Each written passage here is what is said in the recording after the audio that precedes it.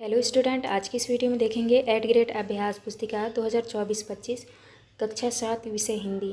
आज की वीडियो में देखेंगे पाठ 17 में है और भी दूँ। चलिए क्वेश्चन की ओर चलते हैं। पहला क्वेश्चन आता है आपका, दी गई पंक्तियों में से अनुप्रास अलंकार की पंक्ति कौन सी है? आपको उत्तर में करना है थाल में लाऊं सजाकर भाल। इसके बाद नेक्स्ट आता है आपका दूसरा में कवि थाल में सजाकर क्या ला रहा था, क्या ला रहा है? तो आपको उत्तर में करना है भाल। तीसरा में मन समर्पित तन समर्पित और यह जीवन समर्पित पंक्ति में भाव है, तो आपको उत्तर में करना है देश प्रेम का। नेक्स्ट है आपका चौथा में है कवि अपने सीधे हाथ में चाहता है, तो आपको उत्तर में करना है तलवार। पाँचवें में ये सुमन लो या चमन लो पंक्ति में सुमन शब्द का पर्यायवाची शब्द होगा, तो आपको उत्तर में करना है फूल। इसके बाद नेक्स्ट क्वेश्चन आता है आपका खाली स्थान वाले प्रश्न। छठवें भरना है आपको समर्पित, सातवें भरना है आपको क्षमा और आठवें भरना है आपको दरिद्र, नौवीं भरना है आपको धार। इसके बाद 10वीं में भरना है आपको अनुप्रास।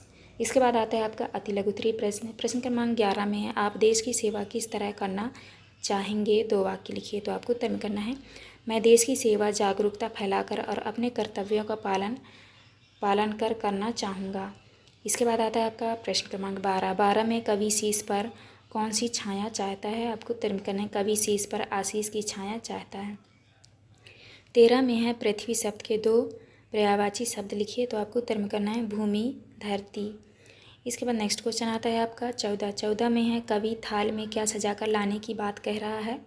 आपको उत्तर में करना है कवि थाल में भाल सजाकर लाने की बात कह रहा है। इसके बाद आता है आपका लघु उत्तरीय प्रश्न। प्रश्न क्रमांक 15 में कवि मोह का बंधन तोड़ने की बात क्यों कह रहा है?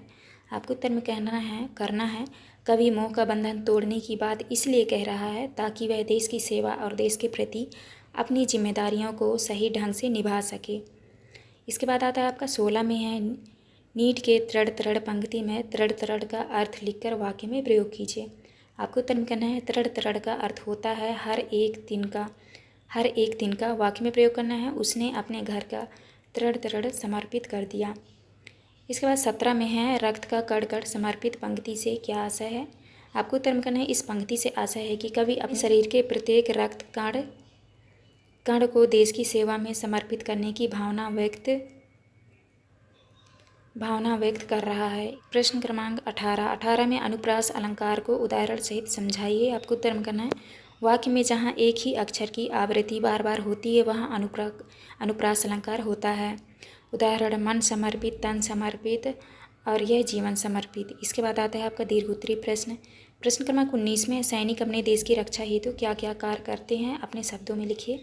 आपको उत्तर में करना है सैनिक देश की सीमाओं की रक्षा करते हैं, युद्ध के समय मोर्चे पर जाकर देश के लिए लड़ते हैं और शांति के समय देश की आंतरिक सुरक्षा और शांति बनाए रखने में मदद करते हैं। वे कठिन परिस्थितियों में भी अपना कर्तव्य निभाते हैं और नागरिकों की सुरक्षा सुनिश्चित करते हैं।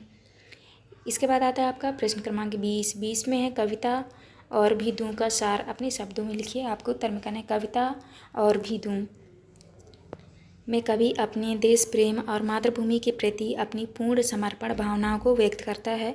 वह कहता है कि उसने अपनी संपूर्ण शक्ति और जीवन देश के लिए समर्पित कर दिया है और वह चाहता है कि देश की सेवा में और भी अधिक योगदान दे सके। कवि अपनी मातृभूमि के प्रति अपनी श्रद्धा और बलिदान की भावना को व्यक्त करता है। तो आप किस तरह आंसर करना है, ये था आपका लास्ट क्वेश्चन। यहाँ पे हमारी वीडियो कंप्लीट होती है। वीडियो अच्छी लगी तो प्लीज़ हमारे चैनल को लाइक एंड सब्सक्राइब करिएगा। मिलते हैं अब नेक्स्ट वीडियो में।